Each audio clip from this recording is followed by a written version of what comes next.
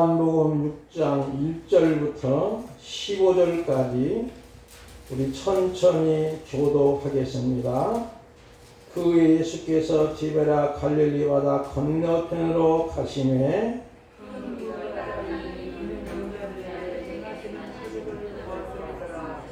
예수께서 산에 오르사 제자들과 함께 거기 앉으시니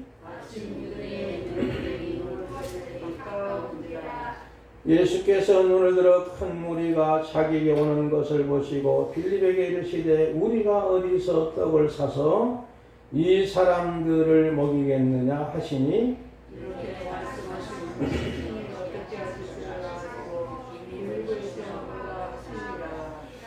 빌립이 대답하되 각 사람으로 조금씩 받게 할지라도 200데나리온의 떡이 부족하리다.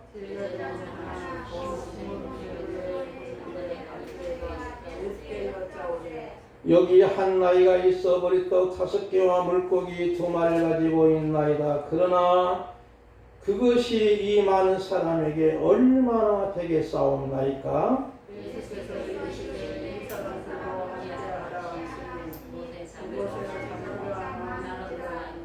사람들이 앉으니 수가 5,000명쯤 되더라. 11절입니다. 예수께서 떡을 가져 축사하신 후에 앉아있는 자들에게 나눠주시고 물고기도 그렇게 그들의 원대로 주시니라.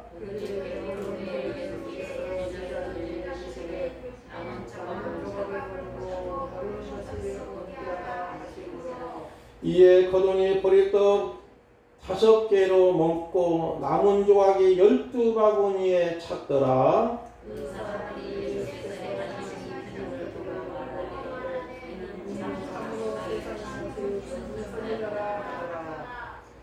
그러므로 예수께서 그들이 와서 자기를 억지로 붙들어 임금으로 삼으려는 줄 아시고 다시 혼자 산으로 떠나 가시니라. 아멘. 우리 찬송 한 장 부르고 바로 말씀드리겠습니다.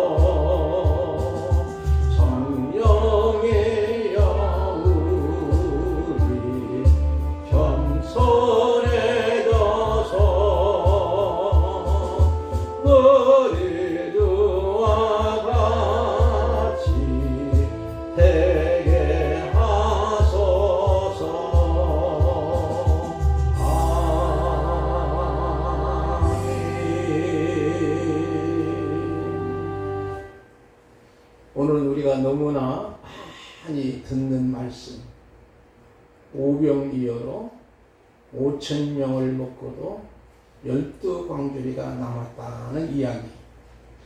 상당히 중요하기에 복음서에 다 기록됩니다. 마태나 마가나 누가나 요한복음.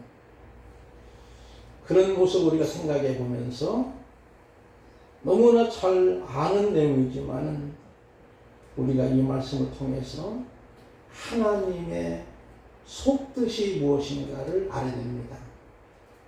대부분의 사람들은 기적을 이야기하지. 야, 오병이어로 보리떡 5개 물고기 2마리를 5천 명 먹고도 12공기 남았으니 예수님이 대통령 되면은 경제 문제는 끝내줄 거야. 이런 식으로 계산하면 곡해하는 거예요. 심지어는 교회 이름도 오병이어 교회가 있습니다. 여러분, 성경에 나오는 모든 예수님의 사역의 기적은 기적이 아니고 따라합시다. 표적이다. 표적이다. 하나님의 나라가 왔다고 하는 것을 보여주는 사인입니다. 그런데도 많은 분들은 기적을 원하는 거예요. 심지어는 요즘에 국민일보가 그래도 건전한 신문이라고 보는데도 어떤 광고에 보니까 예언기도 백발백중 맞춤 이런 것도 나왔더라고요. 깜짝 놀랐어요. 아니 이런 것을 광고로 실어주나? 근데 속으로 그랬잖아요. 잘못된 신앙관이 되면은 괴물이 되는 거예요. 여러분, 우리나라에 유명한 대통령들이 장로님 2분이나 계셨는데 그분들이 과연 이 나라의 소금과 빛으로의 역할을 감당했습니까? 홍밥 먹으러 가지 않았습니까? 그런 모습을 보면서 잘못 믿으면 괴물이 되는 거예요. 오늘 우리는 이 말씀 속에서 하나님의 깊은 속마음을 같이 알아갈 수 있기를 바랍니다. 2절 말씀 보겠습니다. 큰 무리가 따르니 그랬지요. 이 큰 무리는 계속적으로 주님을 따르는 무리들이. 그런데 따르는 이유가 뭘까요? 2절 하반절에 보니까 병자들에게 행하시는 뭐라 그랬죠? 표적을 보았음이러라. 표적을 보았기, 병자가 낫는 모습을 보았기 때문에 따른 거예요. 그래서 성경은 여기 보니까 큰 무리라고 했어요. 군중이라. 이 말은 긍정적인 표현보다는 부정적인 이미지가 많습니다. 예를 들자면 물이 배를 띄우기도 하지만 성난 파도는 배를 뒤집기도 합니다. 예수님의 십자가의 사건 속에서도 군중들이 비이성적으로 예수님을 없이 하소서, 십자가에 못 박으소서 하는 거예요. 근데 그분들이 누구냐면 그분들이라고 하기가 조금 그런데 그 자식들 해도 되는 거예요. 왜냐하면 얼마 전까지만 해도 예수님으로부터 그렇게 많은 이적과 표적을 보고도 이제는 예수님을 갖다가 돈 몇 푼 때문에 십자가에 못 박으소서 없이 하소서 하는 거예요. 이 군중들이, 큰 무리들이. 그런 면에서 부정적인 요소가 많습니다.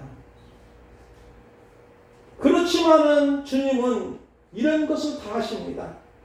마태복음 14장 14절 보니까 같은 평행구절인데 예수께서 나와서 큰 무리를 보시고 어떻게 했다고요?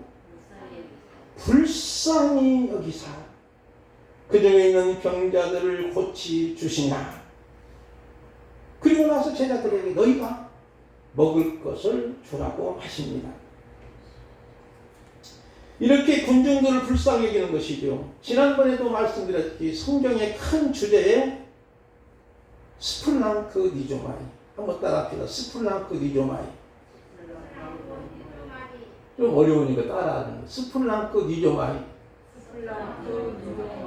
이 말이 바로 불쌍히 여기는 거예요. 이 불쌍히 여기는 것은 불쌍히 여기는 사람의 창자가 끊어지는 아픔으로 애틋한 마음이에요. 중국의 한 병사가 원숭이 새끼를 잡아가지고 막 하는 거예요. 근데 어미가 막 따라오는 거예요. 한참이나 어미가 따라오고 이 사람은 재미가 나가지고 막 어린 원숭이 새끼 가지고 도망가는 거예요. 갑자기 따라오다가 원숭이 애미가 푹 쓰러져 가보니까 죽었던 거예요. 왜 그랬을까요? 나중에 검사해 보니까 어미가 아기를 사랑하는, 자기 새끼를 사랑하는 마음이 너무나 강하기에 보니까 창자가 끊어졌다는 거예요. 거기서 나온 말이 불쌍히 여기는 거예요. 예수님은 이 큰 무리일지라도, 비록 표정만 보고도 예수님은 다른 이 무리일지라도 그들을 불쌍히 여기는 거예요. 오늘 저와 여러분 어떤 면에서는 나 같은 죄인 살리신 불쌍히 여기서 구원해 주신 줄 믿습니다. 3절 말씀을 보겠습니다. 예수께서 산에 오르사 제자들과 함께 앉으시니, 산에 올랐다고 하는 의미는 대체적으로 성경에 보면 이제 하나님을 만나는 장소로 의미합니다. 누가복음 6장 12절 말씀 보니까 그때 예수께서 기도하여 산으로 가사 밤이 새도록 하나님께서 기도하시고 밝음에 그 제자들을 부르사 그 중에서 12를 택하여 사도라 칭하셨으니, 산으로 가사 밤새도록 기도하시고 12명의 제자를 선택하는 것은 이 장소가 하나님을 만나는 장소 의미가 되는 것이죠. 그래서 이 산은 일상의 삶이 아니고 하나님의 만나는 장소로 예수님은 새벽 비명에도 기도하시러 가시는 그런 모습을 봅니다. 그 다음에는 앉으시니 하는 말씀이 나오죠. 앉았다고 하는 것은 예수님이 보좌에 앉으신 것처럼 통치와 경영을 의미하지요. 이때로부터 예수님이 이제는 은연중에 하나님의 나라가 왔다고 하는 하나님 나라의 왕으로서의 영적인 통치가 점점 이루어지고 확대되어지고 증폭되어지는 모습이 나옵니다. 그 다음에 4절 말씀을 볼까요? 마침 유대인의 명절인 뭐가 나오죠? 무슨 절기? 유월절. 혹시 뜻은 아는 분? 이단종파에서 유월절 지키라고 조그마한 전도지 같은 것을 주면서 유월절 지키라고 이렇게 말하는 바로 집단이 있습니다. 이 가까운데 거기에 여러분 쏘가 넘어가면 안 돼요. 큰일 납니다.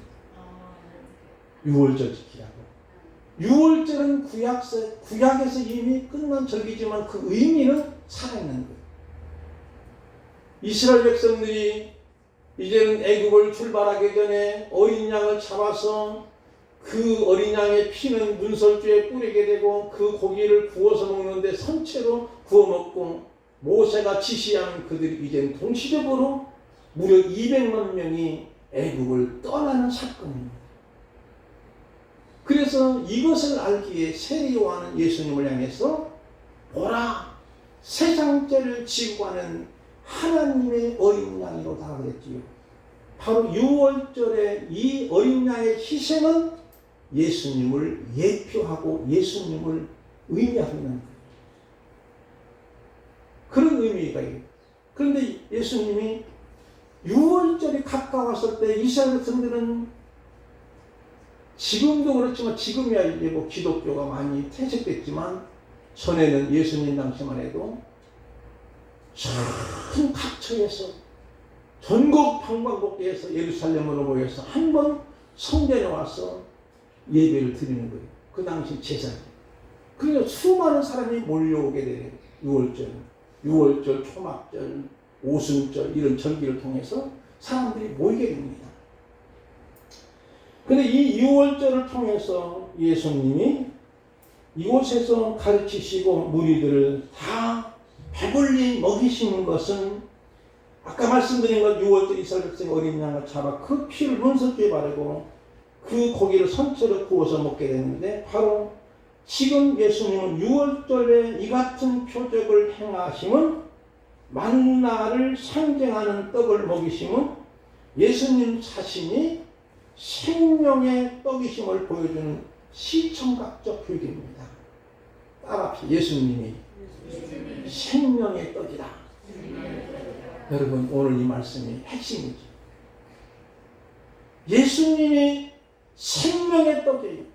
예수님이 생명의 떡이심을 믿는 믿음을 가지면 우리는 영원히 사는 줄 믿습니다.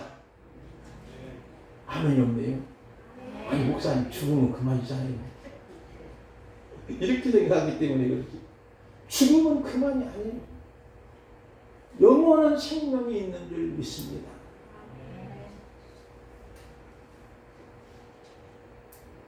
이렇게 예수님은 6월절에 보리떡 5개 물고기 2마리를 이적을 베푸시면 타인놈을 맞추신 거예요.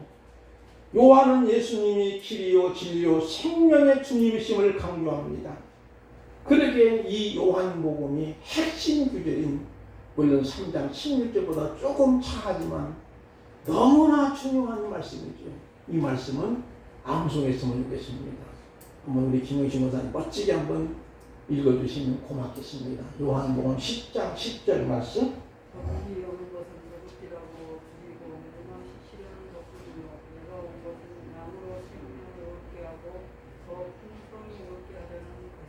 아멘.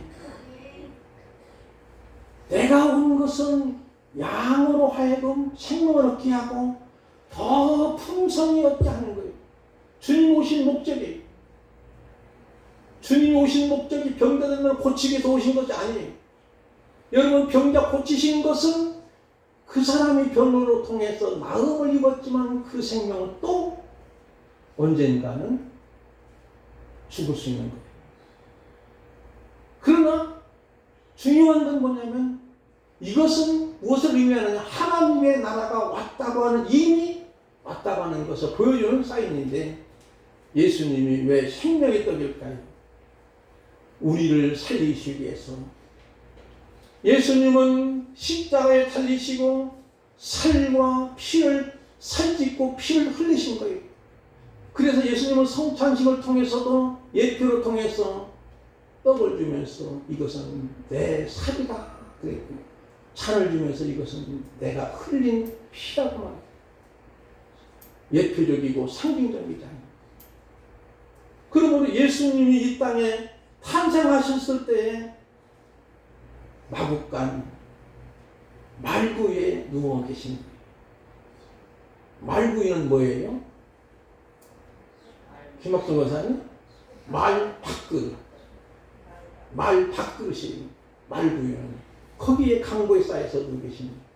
쉽게 말하면 예수님은 인간이 이렇게 짐승보다도 못한 사람들이지만 그들을 위해서, 그 생명을 살리기 위해서 내가 생명의 밥으로 오셨다고 하는 것을 보여주는 예표적입니다. 어느 정도 이해가 되죠, 여러분이? 하필이면 예수님이 이 땅에 오실 때 그래도 멋진 산부인과에 탄생하셔야 되는데, 아니 세상에 말 구른내가 나는 말 마국간에서, 그것도 누울 곳이 없으니까 강보에 싸가지고 말 밥그릇에 누우신, 그리고 나서 목자들이, 박사들이 경배하는 모습이죠. 우리 예수님이 생명의 밥을 오신 것을 꼭 명심해야 됩니다. 이걸 잊어버리면요, 우리 기독교인으로서 변질됩니다. 그 다음에 5절 말씀 볼까요? 이 말씀은 더 중요한 말씀인데 선풍기 바람 때문에 놀러왔네요. 5절 말씀, 예수께서 눈을 들어 큰 무리가 자기 오는 것을 보시고 빌립에게 이르시되 우리가 어디서 떡을 사서 이 사람들을 먹이겠느냐. 여기 보면 이상한 말씀이 안 나와요. 유심히 한번 봅시다. 예수님 하신 말씀이에요. 우리가 어디서 떡을 사서 이 사람들에게 먹이겠느냐. 여러분, 이 질문에서 예수님이 방법을 물어봤을까요? 장소를 물어봤을까요?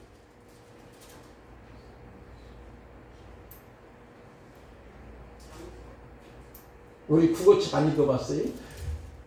예수님 분명코 어디서는 말이에요. 실제 장소예요. 그러면 분명한 것은 이 빌립에게는 어떻게 해야 되느냐? 어떻게 할 것이냐? 이렇게 물어보는 것이 당연한 건데도 예수님은 장소를 물어보시는 거예요. 그런데 왜 이 큰 무리들을 먹이시는 문제를 방법이 아니고 장소를 물으셨을까? 이것은 빌립이 할 수 있기 때문일까요? 아닙니다. 예수님이 하시지만은 세번역 성경에 보니까 정확하게 말씀 나오는데 세번역 이제 6장 6절 한번 우리 전주하고도 못 오셨네? 우리 허욱자 원사님 읽어주실까요? 예수께서는 빌립을 시험해 보시고자 이렇게 말씀하시었다. 예수께서는 자기가 하신 일을 잘 알고 계셨던 것이다. 예. 세번역에는 정확하게 예수님이 어떻게 하실 것을 본인은 이미 알고 계시고 예수님이 계획을 하는 거예요. 그러면서도 빌립에게 이렇게 어디서 이 떡을 사서 이 사람들에게 먹이겠느냐? 장소를 물어본 것은 왜 그랬을까요? 그 다음 절에 나옵니다. 6절 봅시다. 이렇게 말씀하시면 친히 어떻게 하실지를 아시고 빌립을 어떻게 하고자? 시험하고자 해요. 이 시험은 유혹이 아니고 테스트의 그런 모습인데 그보다 더 중요한 것은 빌립으로 하여금 깨닫게 하기 위해서예요. 여러분, 하나님이 때는 우리를 시험지를 줄 때가 있습니다. 우리는 답을 몰라요. 근데 하나님은 이미 답이 있어요. 왜 우리에게 시험지를 줄까? 시험을 품으로 통해서 우리의 실력이 상승될 뿐만 아니라 우리로 하여금 깨닫기 위해서. 그래서 신명기 8장 3절 말씀 참 중요한 말씀인데 우리 김양수 장로님 한번 읽어주실까요?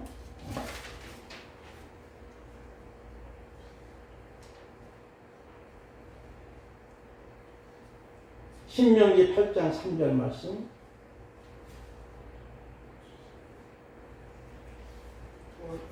너를 낮추시며 너를 졸리게 하시며 또 너도 알지 못하며 내 조상은 또 알지 못하던 만나를 내게 먹이시는 것은 사람의 떡으로만 사는 것이 아니요 여호와의 입에서 나오는 모든 말씀으로 사는 일을 내가 알게 하려 하심이니라. 아멘. 바로 무엇을 깨닫게 하는 거예요? 사람이 떡으로만 살 것이 아니요 여호와의 입으로 나오는 말씀으로 산다고 하는 것을 보여주는 거예요. 그래서 예수님도 시험을 받으실 때 성령에 이끌려 마귀에게 시험을 받으러 광야로 가셔서 돌덩이 가지고 똑덩이 되게 먹으라. 예수님이 할 수 있어요. 얼마든지.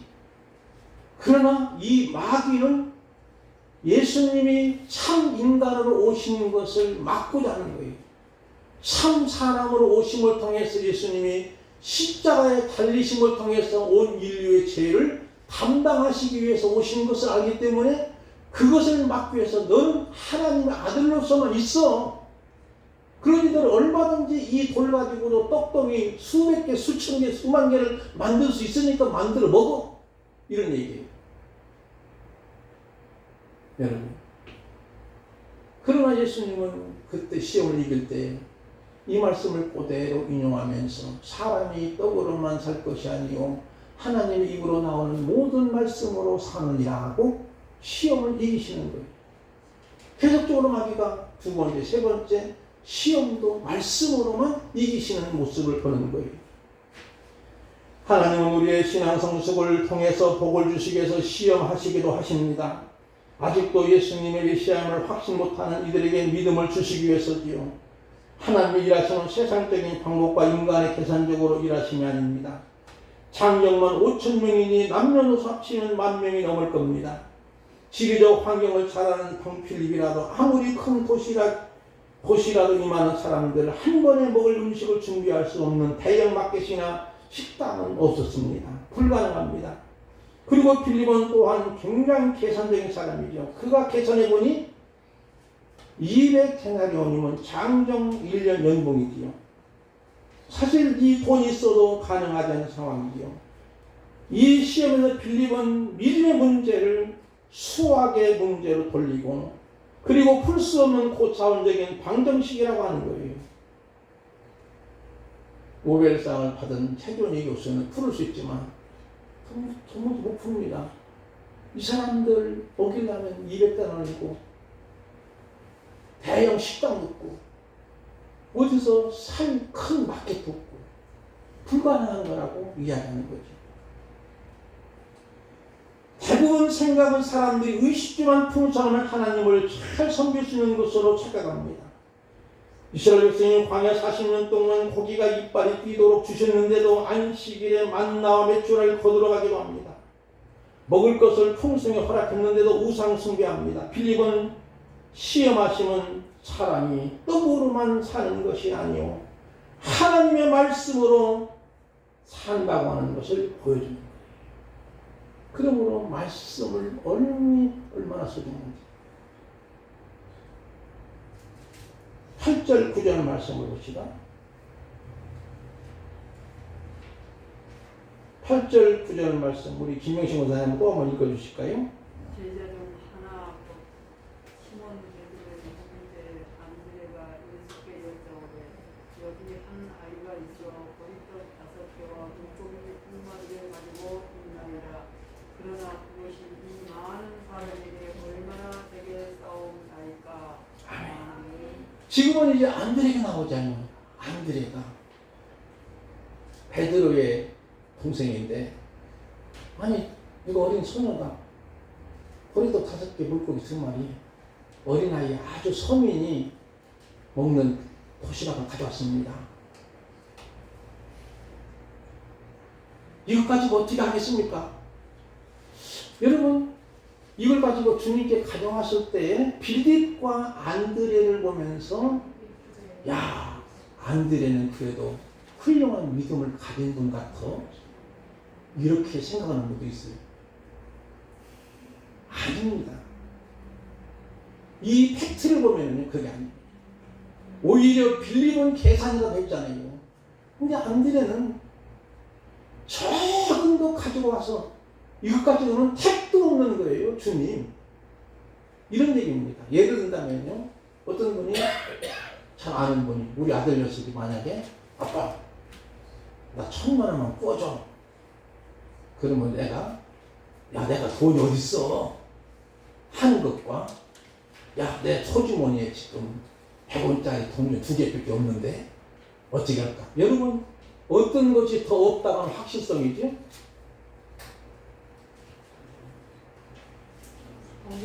그렇지. 동전 2개밖에 없다는 것이 더 없다는 확실성이에요. 그런데 사람들은 안드레가 믿음이 좋은 것으로 유대한 것으로 곡해를 하는 경우가 없지 않았어요. 또 한 가지 예를 든다면요. 와, 참 조용하네. 너무너무 조용해. 그런데 그것을 표현할 때 시적으로 하늘 굴러가는 소리가 탱크 소리처럼 들리네. 어떤 것이 더 조용할까요? 권사님 배웠으니까 하늘 굴러가는 소리가 탱크 소리처럼 들릴까 안 들릴까요? 안 들리잖아요. 근데 그렇게 표현하는 거예요. 그것이 더 조용하다는 거예요. 처음에는 제가 조용한 곳에 있다 보니까 시계가 착착착착 하는 것도 참여하더라고요. 왜냐하면 소리가 커. 근데 우리 동네는 여기서 도로변, 대로변이라 밤에도 차가 윙윙 날리고 낮에도 윙윙 날리고 근데 지금은 익숙해 해가지고 이골이 나가지고 눕기만 하면 코를 골고 있는 거예요. 눕기만 하면. 근데 처음에 온 사람은요. 처음에 제가 이사 올 때는 울었다니까요. 너무 시끄러워가지고. 근데 지금은 그냥 눕기만 하면 우리 집사람이 눕기만 하면 코골아. 그래요. 그런 마찬가지. 쉽게 말하면 빌립이 그래도 뭔가 방법을 모색했다는 거예요. 근데 안드레는 택도 없습니다. 그렇지만은 택도 없는 걸 가지고 주님은 그것을 선택하시는 거예요. 마태복음 14장 18절 말씀 보니까 예수님은 그것을 내게로 가져오라는 거예요. 이건 뭐냐면 안드레가 가져온 보리떡 5개 물고기 2마리를 선택하신 거예요. 여러분, 이 말씀 속에서 우리가 이 많은 무리를 음식으로는 절대 불가능하지만 우리는 불가능한 것을 주님께만 가져오면 내 문제가 주님의 문제인 줄 믿습니다. 나의 어떠한 문제라도 주님께 가져가기를 바랍니다. 원망하지 말고, 불평하지 말고, 괴로워하지 말고, 고통스럽게 여기지 말고 그냥 주님께만 가져가세요. 주님께 맡기는 거예요. 맡기야만 책임지는 거예요. 목욕탕에 갔을 때도 여러분이요, 귀중품은 주인에게 맡기지 않으면, 프론트에 맡기지 않으면 책임지지 않습니다. 한 번이 우리 집사람하고 이제 강북 쪽에 유명한 온천이 있다 해가지고 우리 친구 목사님이 티켓을 줘서 같이 갔었어요.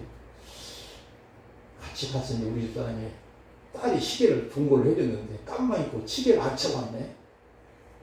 그러니까 막 여보 안 쳤다는 거예요. 그래서 자동차를 돌려가지고 막 갔어요. 막 가가지고 다시 파킹해 놓고 들어가 보니까 그 자리에 몇 번에 우리 집사람 시계가 있는 거예요. 그러니 다른 사람이 안 들어갔어. 야, 하나님이 오셨구나. 이런 생각이. 내가 속을 여먹고 맡기지 그랬어. 근데 깜빡 잊었다는 거지. 맡기지 않으니까 불안한 거예요. 여러분, 바로 우리의 문제, 우리의 어려운 문제, 내가 할 수 없습니다. 정말로 나로서는 택도 없는 일이지만 하나님께 맡깁시다. 하나님께 다 가져갑시다. 주님께 가져가면은 주님이 문제가 되는 거예요. 주님이 하시는 거예요. 근데 우리들은 맡기지 못하는 거예요. 내가 하려고 하는 거예요. 내가 조금만 뭔가 있으면 내가 하려고 하는 교만이, 오만이 우리 속에 없잖아 있잖아. 한번 우리 생각해 봅시다.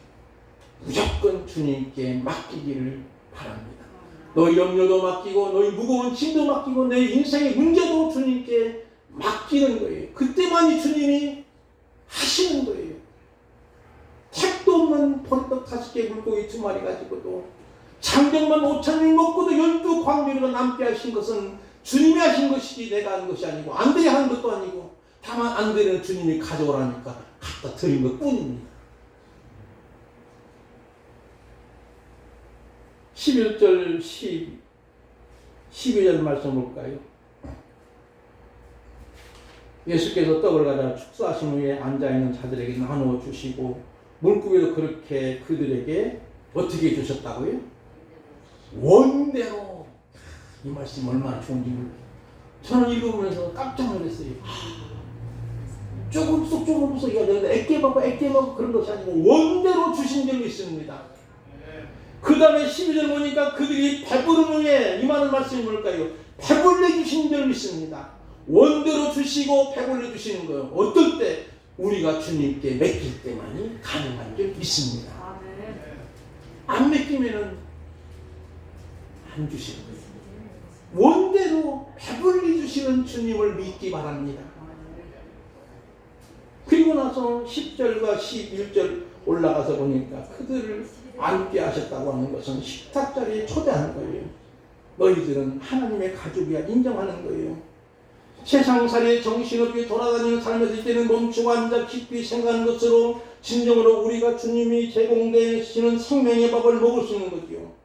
행동에서 멈춤으로 뒤를 돌아보는 삶이 중요할 때가 많습니다. 여기 말씀에 잔디가 많다고 하는 것은 시편 23편을 연상하는 거지요. 여호와는 나의 목자시니 내게 부족함이 없습니다. 그가 나를 푸른 물밭에 누이시며 쉴만한 물가로 인도하십니다. 내 영혼을 소생시키려고 자기 이름을 위하여 의의 길로 인도하시는도다. 이렇게 하는 거예요. 그래서 본문에 직접 주님이 주신 것은 복음서, 다른 복음서는 제자들이 오시면서 함께 주셨지만 여기서는 주님이 직접 주셨다고 하는 것은 주님이 바로 생명의 떡인 것을 암시하고 있는 거예요.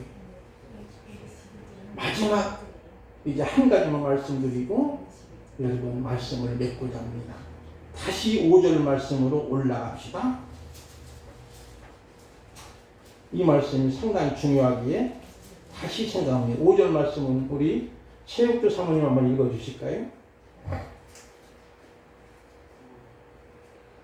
성경 보시고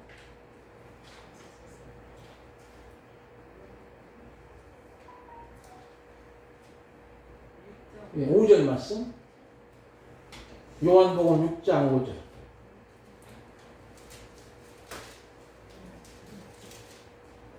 찾으셨어요? 네. 예수께서 눈을 들어 큰 무리가 자기에게로 오는 것을 보시고 빌립에게 이르시되 우리가 어디서 떡을 사서 이 사람들을 먹이겠느냐 하시니 아멘. 아까 말씀드린 것처럼 어디서 여러분 이 말씀 보면서 2장 9절 보니까 연회장에 부르던 포도주를 맛보고도 어디서 났는지 이 어디서가 뭘까요? 어디서 났는지 알지 못하게 물도온 하인들은 알더라. 연회장 신앙을 불러놓고 극찬하지 않습니까? 이 어디서? 그 다음에 3장 8절 말씀 보면은 바람이 임의로 불매 내가 이 소리를 들어도 어디서 와서 어디로 가는지 알지 못하나니 성령으로 난 사람은 다 그러하니라. 4장 11절도 우물가 여인과 예수님 대화에서도 여자가 이르되 주여 물기를 그릇도 없고 이 우물을 깊은데 어디서 당신의 그 생수를 얻게 싸움나이까. 3번이나 제가 이 말씀을 인용했는데 여러분 깨닫는 것이 없어요? 어디일까? 어디서가 무엇을 의미할까요? 우리 작가이신 김용진 목사님 어디서가 볼까요? 장소를 말하는데 이 장소가 누굴까요? 예수님을 의미하는 거예요. 왜냐하면 연회장이 어디서 났는지 모르다 예수님으로부터 나왔잖아요. 물로 포도주 된 사건에서 바로 어디서는 예수님으로부터 나온 극상품 포도잖아요. 그 다음에는 디고데모와의 대화에서도 어디서 와서 어디로 가는지 알지 못한 성령으로 한 사람은 성령도 결과적으로 하나님께로 나오잖아요. 예수님이 성령을 보내주겠다 하지 않았습니까? 그 다음에 3번째로서는 또 우물가 여인에게도 그 어디서 생명수를 얻겠습니까? 바로 예수님이에요. 바로 어디서 이 말은 예수님 스스로 자신을 지칭하고 있는 암신들 믿습니다. 그러면 결론이 나오잖아요. 여러분 보리떡 5개 물고기 2마리로 예수님이 표적을 베풀고 5,000명을 먹고도 12광주로 남게 하고 장정만 있으니까 모두 포함 10,000명 넘는 이 모든 무리들을 먹이신 것은 예수님 자신이 생명의 밥으로 오셔서 모든 인류가 예수님을 믿을 때만이 참된 구원이 있는 줄 믿는 것을 본 예수님이 말씀하시는 거예요. 그러므로 우리는 언제나 예수님이 주시는 힘으로 살기 바랍니다. 나의 힘이 되신 여호와여 내가 주님을 사랑합니다. 이것이 우리의 신앙의 고백이 되기를 주님의 이름으로 축복을 드립니다. 우리 찬송가 바꿔 부를까요? 복음송 385장